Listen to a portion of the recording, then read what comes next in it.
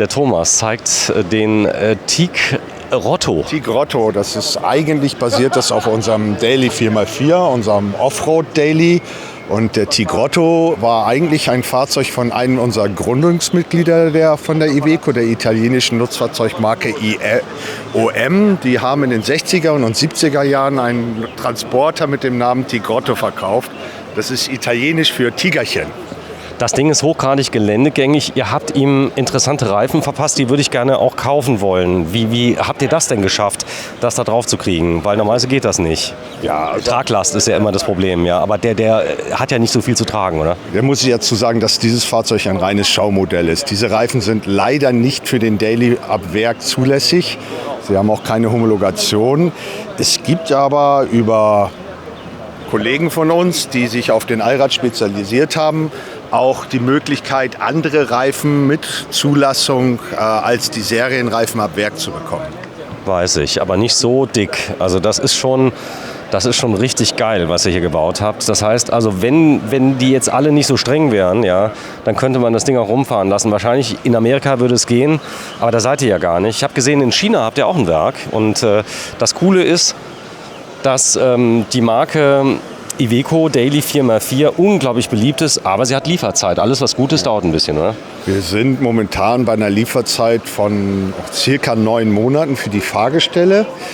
Die Kastenwagenproduktion von diesem Modelljahr ist leider schon ausverkauft, aber wir werden ein leichtes Facelift bekommen für Mitte nächsten Jahres und dann kann man auch den Daily 4x4 wieder in der kompletten Range bestellen. Leicht heißt leicht.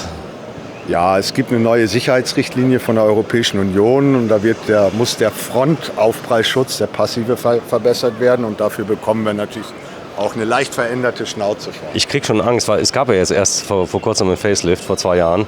Und der rauskommt. Das sieht man übrigens vorne an der Front, sehr, sehr leicht. Ist es echter Sand? Nein.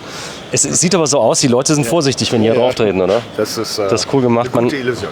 Man sieht es nämlich hier so ein bisschen, ja. Wir haben den Daily 4x4 dieser Bauart, der ist 2018 rausgekommen. Und wir haben mit dem 4x4 beim 4x2 hatten wir 2019 Facelift, das haben wir damals übersprungen. Und jetzt den hier, das ist unser Modelljahr 22, der hat hier leichte Veränderungen bei der Stahlstoßstange bekommen. Die ist ein bisschen konturiert gewesen. Der hat jetzt auch die neuen Scheinwerfer bekommen hier. Und vor allen Dingen das neue Interieur mit dem neuen Armaturenbrett, die neuen Sitze mit Memory-Schaum drin und die fahre ich schon. Also das ist wirklich gut. Lenkrad. Ich fahre jetzt seit einem halben Jahr. Also das Schöne ist natürlich auch die Technik. Wir haben 3 Sperren eingebaut. Das ist noch alte Technik, so ein bisschen wie so ein altes G-Modell, oder? Ja, also es ist, ich sage immer, solide Landmaschinentechnik. Das Fahrzeug wurde entwickelt von unserer Militärsparte, eigentlich für das italienische Militär. Ist aber jetzt ein Riesenerfolg in der Expeditionsreisemobilsparte geworden. Bei Fahrzeugen ab 5 Tonnen, kleiner 7,5 Tonnen, bauen eigentlich alle Aufbauer nur auf dem Daily auf, weil er halt so robust ist und auch vielseitig einsetzbar. Wir können 2 Kabinenarten bieten plus den Kastenwagen. Wir haben 3 Fahrzeuglängen insgesamt. Also wir können Fahrzeuge von 5,50 Meter bis 7,50 Meter liefern für die entsprechenden Kabinengrößen. Und schön sind auch ab Werk Unterfahrschutze, richtig krasse Unterfahrschutze sind rein, vorne, hinten, überall. Starker Ölwannenschutz. Kann man mal gucken, dass wir den sehen. Ist natürlich auch der Fänger hier, der ist wahrscheinlich auch nicht so einfach einzutragen, oder? Also es gibt einen Frontfahrzeugschutz ab Werk, der sieht ein bisschen anders aus als dieser hier. Der ist aber eingetragen und auch zulassungsfähig und hier die Schäkel sind eigentlich dafür gedacht, um ihn zu transportieren, oder? Ja, nein, die Schäkel sind Serie. Mit dem Fall kann man entweder dieses Fahrzeug abschleppen, aber im Zweifelsfall sollte es ja mal da sein, dass der Daily die anderen Fahrzeuge rauszieht. Also die haben pro Schäkel 3,5 Tonnen Zuglast.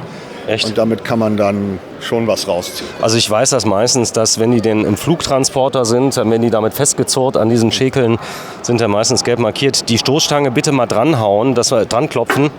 Das ist Blech. Genau. Und auch hier unten, da sind tatsächlich die Scheinwerfer drin. Das da oben ist eigentlich nur noch Show. Genau, das ist eigentlich die Kabine vom 4x2 und da haben wir die Scheinwerfer hier oben. Die sind aber für die europäische Zulassung etwas zu hoch.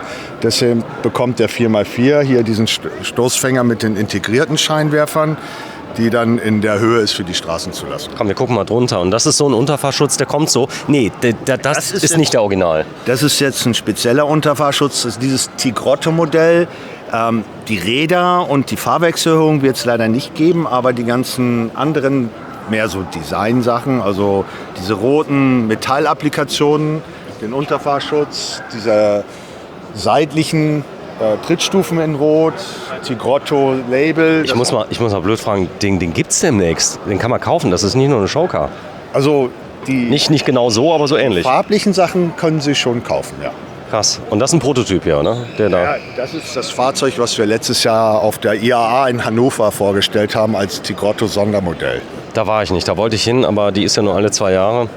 War ein bisschen eng. Sag mal, hier vorne AdBlue oder was ist hier an der Stelle? Das ist der AdBlue-Tank, der ist halt nochmal durch eine Stahlwanne geschützt, falls man da aufsetzt, dass man den Tank nicht sofort beschädigt. Den sieht man schön. Wie ist das Achskonzept hier hinten? Ist das eine Starrachse?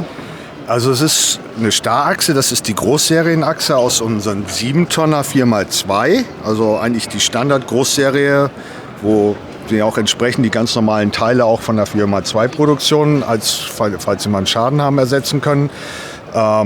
Hinten Starrachse, vorne Einzelradaufhängung mit Blattfederung. Hier 3 bis 4 Parabelblätter und vorne haben wir eine Drehstabfederung drin. Super. Also es gefällt mir ausgesprochen gut. Besonders schön ist natürlich hier diese Schiffsbodenoptik, die hier drauf ist. Kommt gut an auf der Messe? Kommt sehr gut an. Die Leute fragen uns schon immer, wo man sowas kriegen kann. Ich muss sagen, der Aufbau kommt tatsächlich aus Australien.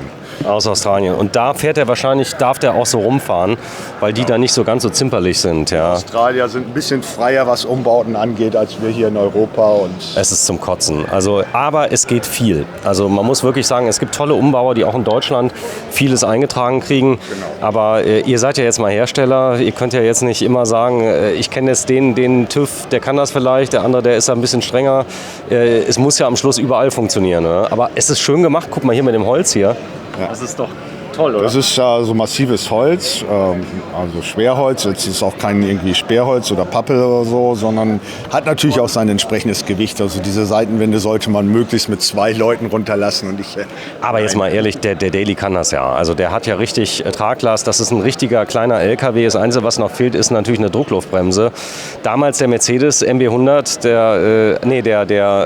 wie hieß der noch? Der hatte eine Druckluftbremse, der mittlere. Den gibt es ja auch nicht mehr. Also das ist jetzt drin, aber die Bremsen sind gut. Also wir haben hier eigentlich eine hydraulische Bremsanlage drin, aber bis jetzt hat sich noch keiner beschwert, dass die Bremsleistung nicht ausreicht. Scheibenbremsen rundum, eigentlich sicheres Fahrzeug. Man kann natürlich jetzt auch die Motorleistung sehr gut zum Bremsen mit benutzen. Wir haben ein Verteilergetriebe mit 50-50 Verteilung auf Vorder- und Hinterachse drin, mit einer zuschaltbaren Geländeuntersetzung, nochmal 1:2,15. Und damit kann man schon steilere Hügel oder Berge sicher runterfahren, wenn man die Geländeuntersetzung zum Bremsen mitnimmt und dann die Bremsanlage. absolut.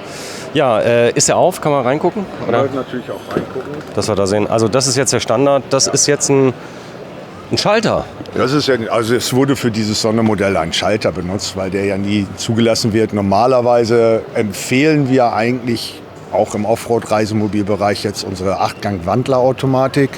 Die hat zum einen den großen Vorteil, dass sie sehr komfortabel ist und zum anderen, sie hat halt keine Zugkraftunterbrechung. Wenn man zum Beispiel über eine steile Düne hochfährt und dann das Fahrzeug doch geschalten werden muss, dann kann man ohne Unterbrechung quasi die volle Traktion nutzen, um darauf zu kommen. Das Erste, was ich gemacht habe bei meinem, ich habe hier unten ein bisschen Spray reingemacht. Wenn ab Werk quietscht das ein bisschen. Da ist so eine Gummimanschette, die macht so, wenn du da ein kleines bisschen Spray reinmachst.